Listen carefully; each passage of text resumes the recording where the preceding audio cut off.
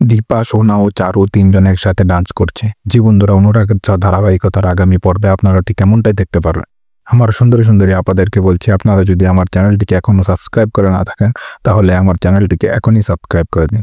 Dipa jail থেকে আসার পর যখন প্রথমবার বিগ বাং এপিটাইটে যায়, জয়ীর ঠাকুমা একটি বড় করে আয়োজন করে। সে সবাইকে ফোন দিয়ে সেই জায়গায় নিয়ে আসে।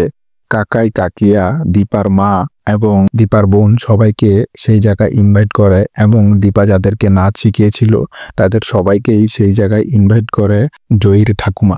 দীপা যখন বিগ বং এপিটাইটে যায়, সে ভিতরে ঢোকার পর দেখতে পায় সবকিছু অন্ধকার, কিন্তু হঠাৎ লাইট জ্বলে ওঠে এবং সবকিছু সাজানো গোছানো দেখে সে অবাক হয়ে যায়। দীপা যাদেরকে ডান্স শিখিয়েছিল তারা দীপাকে অভিনন্দন জানানোর জন্য আসে। যখন দীপাও ডান্স করতে থাকে, দীপা জয়ীকে নিয়ে এসে দুইজন যখন ডান্স করতে থাকে, তখন সেই জায়গায় সোনা এসে উপস্থিত হয়।